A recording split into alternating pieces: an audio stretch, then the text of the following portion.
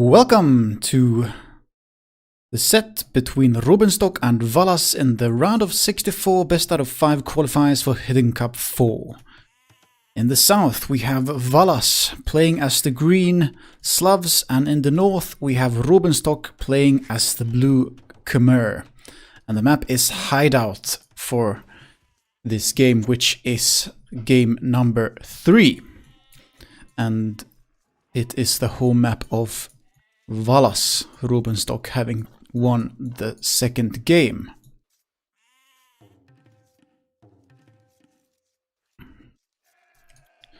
Khmer has quite interesting elephants in a sense of ballista elephants as their unique unit from the castle,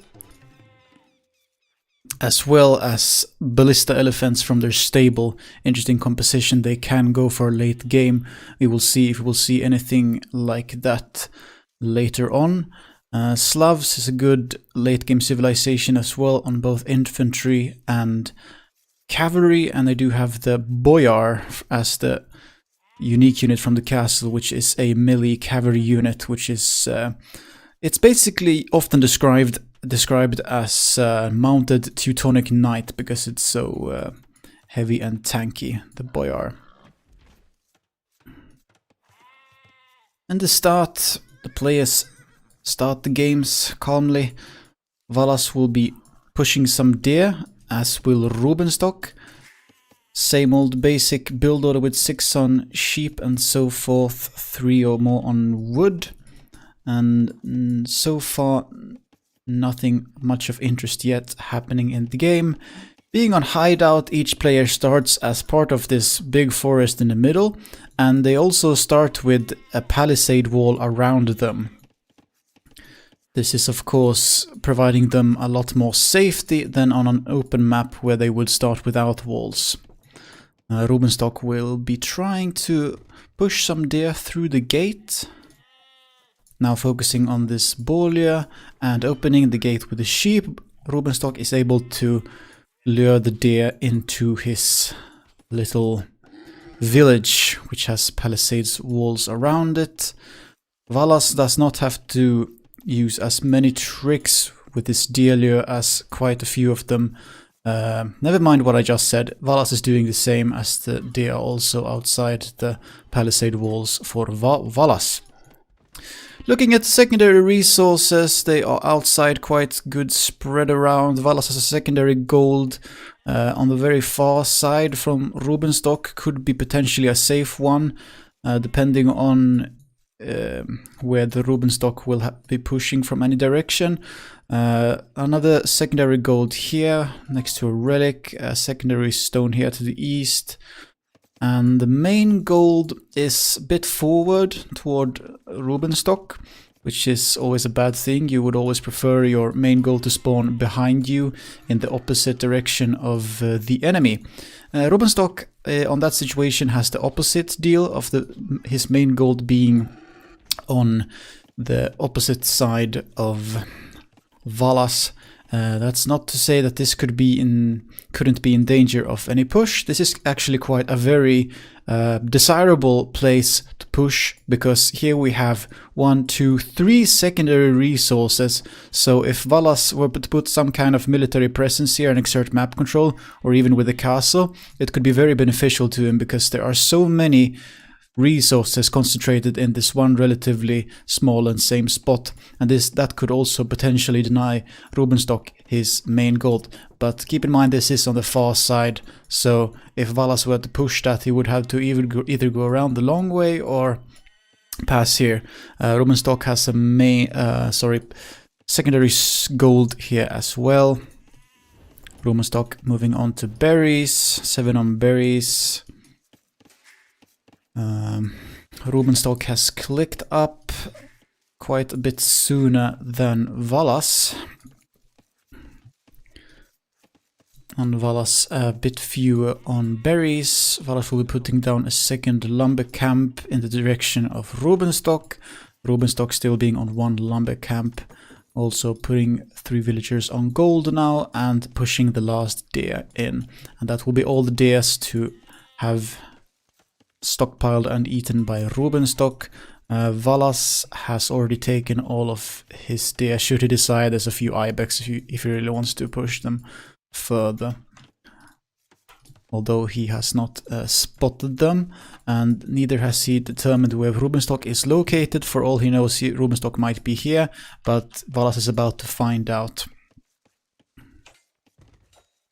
Looking at Rubenstock's point of view, Rubenstock has also been focusing and concentrating on pushing deer, and just the same as Valas, Rubenstock will now be sending his scouts to find where on the map exactly Valas is located. Rubenstock getting the first few of those hits, taking 9 HP from Valas' scout, has a good deal there of a potential trade. Valas will be retreating immediately with the scout, as that would not be a good fight for him. And I was delirious earlier when I said they had clicked up, because I am misinterpreting the UI. Now they have both clicked up. Rubenstock advancing first though, just as I nonetheless said earlier.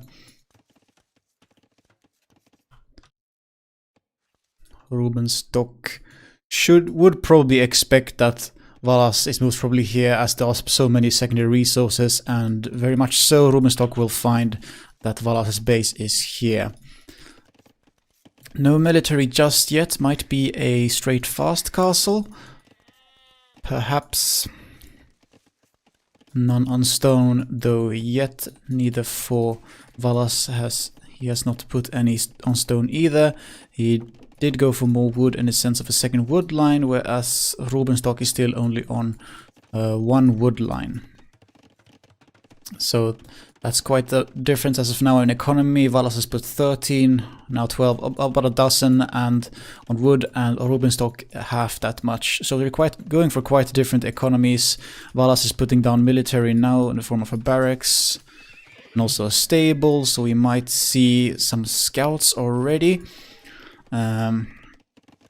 Or rather more expected to be with that Valas will be clicking up just now, which he just did. Rubenstock has already clicked up, will be up quite a bit sooner, just as he was with Feudal Age. And am I seeing this right? 27 villagers for Valas versus 22 for Rubenstock. That's quite a big difference. Very interestingly, 13 minutes into the game, and Valas has already lagaaks sulla? Ei. Kokeillaan sano yksi kun oot valmis, niin unpausaan. Rubenstock asks, do you have lag?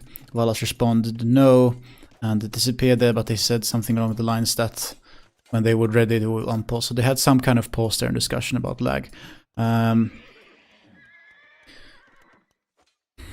Rubenstock will be putting down a forward base here, siege workshop, stable.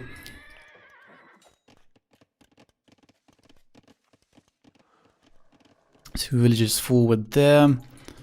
Valas actually did produce 2 scouts, which he has, but they won't do much value against Castle Age Knights. No upgrades as of yet for either player on the cavalry. And Khmer is a very good Scorpion civilization, and Rubenstock will be capitalizing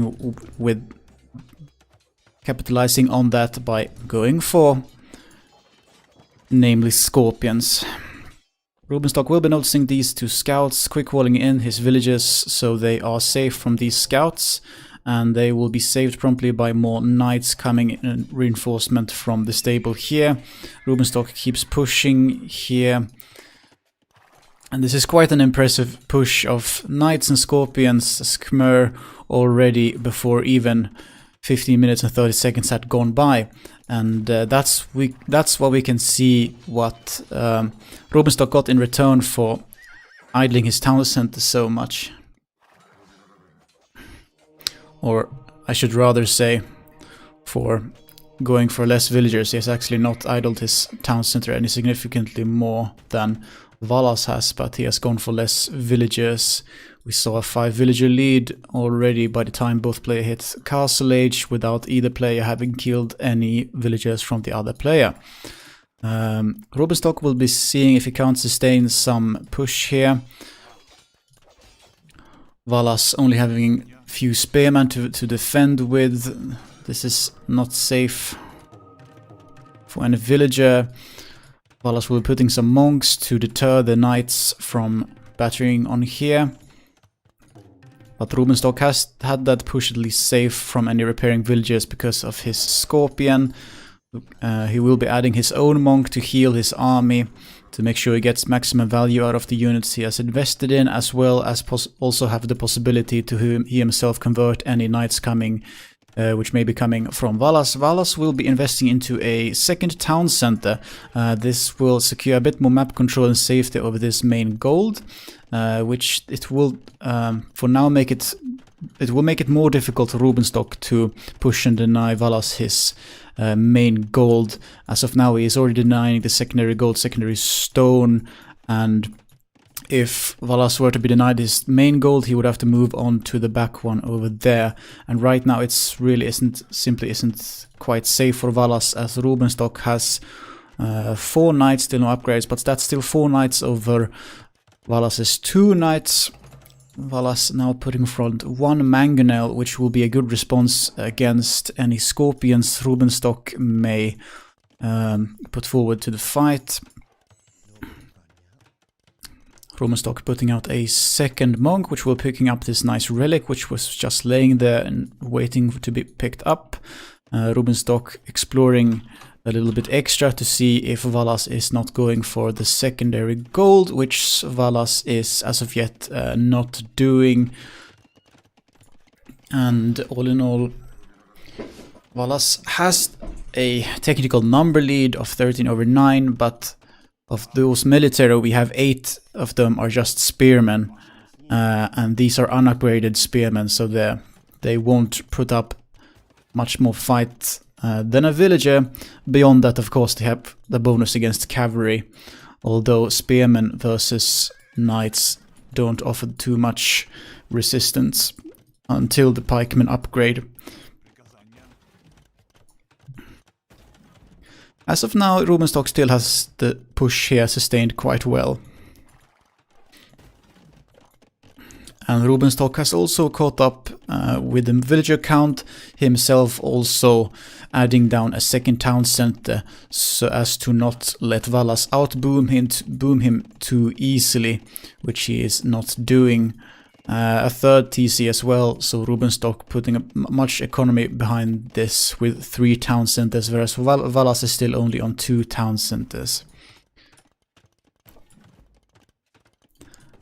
And that's quite understandably justified decision when you have quite a sustained push and you don't have much threat. Then Rubenstock decides to put in more economy behind instead of going for a 1 TC all-in push, which could be risky if Valas is allowed to outboom Rubenstock. But as of now, Rubenstock has this situation locked down quite neatly and tightly, and Valas has no presence outside of his base.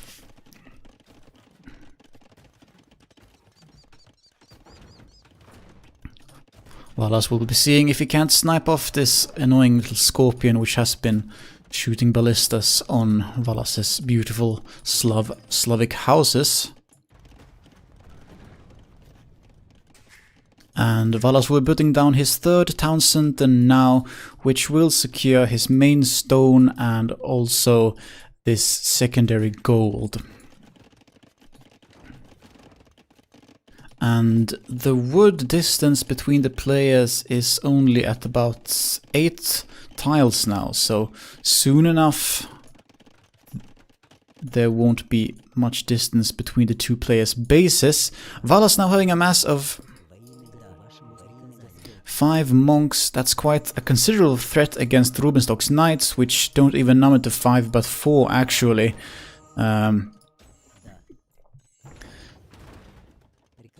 Valas having also researched that. Ooh, that could have been really juicy for Rubenstock if he had managed to pull off a shot right away to kill some of those monks and spearmen. The opportunity went by, though. Valas' Slavic monks have researched the redemption technology, I do believe it's called, allowing them to convert even also buildings and siege weapons for a cost of about 475 gold or 500 gold, something like that, from the monastery. So as of yet, Valas is getting quite a good value from his monks, now having 8. Kill death ratio is relatively even, with 6 kills for Rubenstock and Valas having the lead with about 8 over 6. Rubenstock will calmly be continuing to booming away, selling plenty of surplus wood and food for some extra gold. He will be walling off the front here for added safety, denying Valas to push any further than denying Rubenstock his push. Rubenstock will be allowed still a few residencies at the old push, and also he will be having one surviving villager to put down an outpost for extra line of sight, which will give it information of anything Valas will be doing in that exact location. Rubenstock himself having a knight here, trying to convert back the knight, but if he's not careful, this mangonel is going to kill the monk. Rubenstock sees it in time and retreats. Valas will be getting one knight from Rubenstock. Also being careful to wall off here so that Rubenstock can't pull off some sneaky counter raids. It is open here though, so unless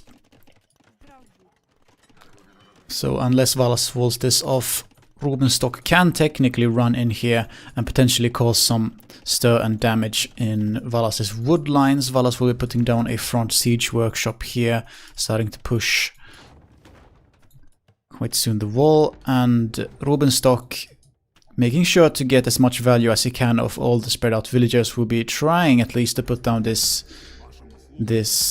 outpost to get some extra visibility, which might also then later on with upgrades also give him visibility of these two neutral goals, which are actually in the same place. So the western side of the map has all the neutral stones, interestingly, and the eastern side of the map has all the neutral golds, which is an interesting thing. And as we very accurately foreboded earlier, Rubenstock was indeed able to just simply run in, as Valas did not wall off here. And Rubenstock is indeed causing some stir and trouble along the wood lines.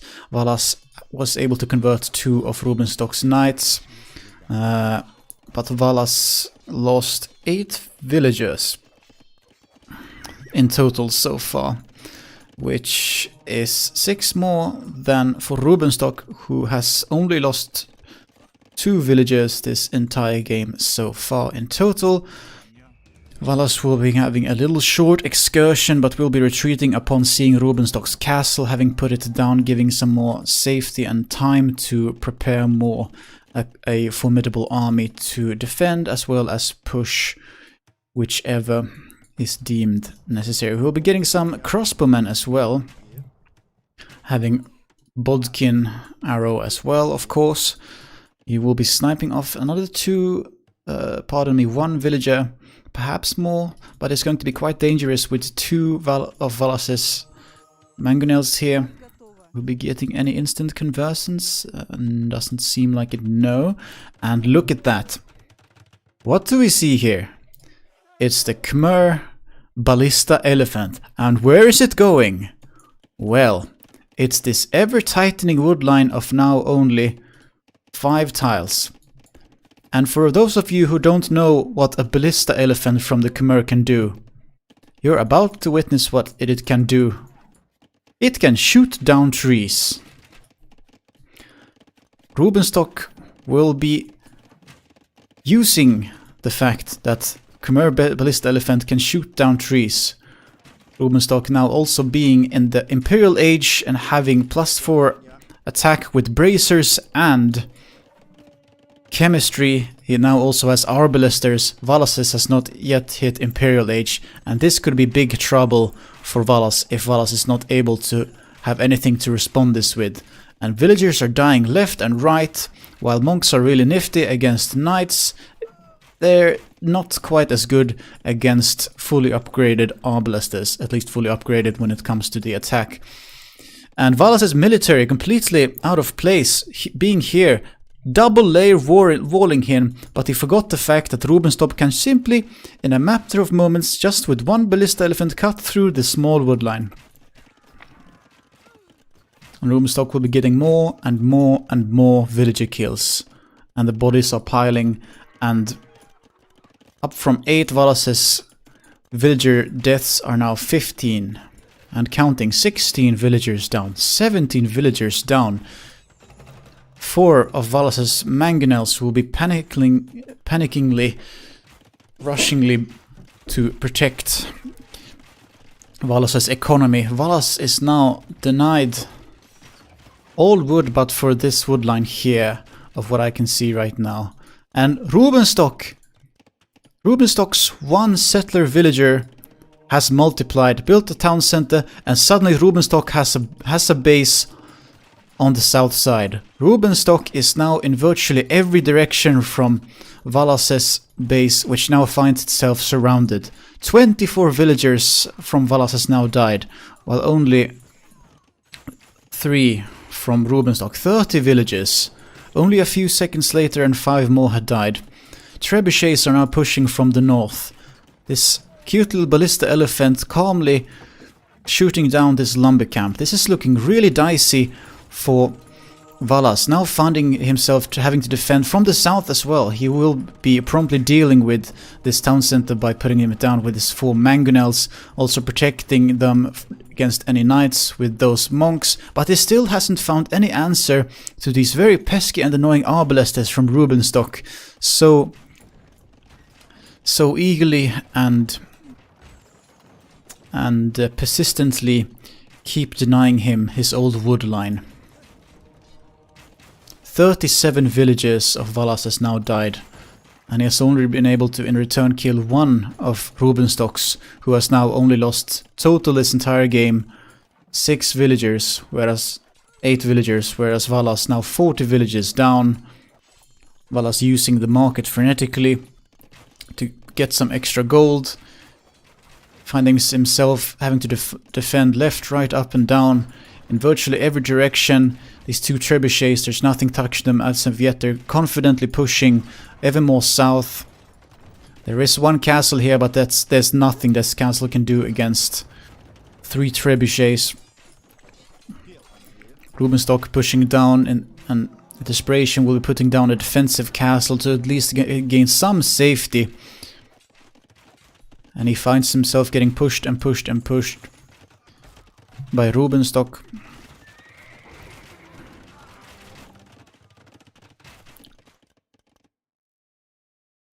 Valas has walled off now both sides of the map, so between these 2 northern and southern halves there is only this little one show created by the 1 ballista elephant. But the question is, how will that help Valas? Valas has 1 villager, 1 sneaky villager, which will be building down an outpost here. It might be proving a problem that Rubenstock is also building outposts. And he has an outpost completely adjacent to it, and will spot the villager, and nonetheless this was simply too much for Valas, and he ends up calling it. So that's game 3, which goes to Rubenstock, and the set score is now 2-1 for Rubenstock. Very nice game and very nice play with the ballista elephant using what it's capable of. Something Valas was not prepared for, having all his military out of position. Looking at statistics, it's more or less still, again, just like last game, overwhelmingly in Rubenstock's favor, except for society. Looking at the KD, almost 2-1 once again, not quite 64 to 43. But in Valas' perspective, at least, it's quite a brutal death to kill ratio of 1 to 2. Buildings lost tell almost the same story. Units converted, however, will go to Valas, but Rubenstock will have quite an intimidating largest army. Rubenstock once again collecting in total most resources in every resource category. Rubenstock getting up first to the ages, both feudal, castle as well as imperial age, sacrificing some villager count early on in the favor of more early aggression with military as well as faster uptimes, which indeed he was able to capitalize on and gain the upper hand, which he was able to sustain. Valas will be having one more castle. Not that it did him much in the end, that late castle. Villager high will be 132 for Rubenstock. Valas will be picking up one relic, which was, I believe, the same one which Rubenstock first picked up, got 200 gold for. Not that relevant in the big schemes of things, and here is the timeline.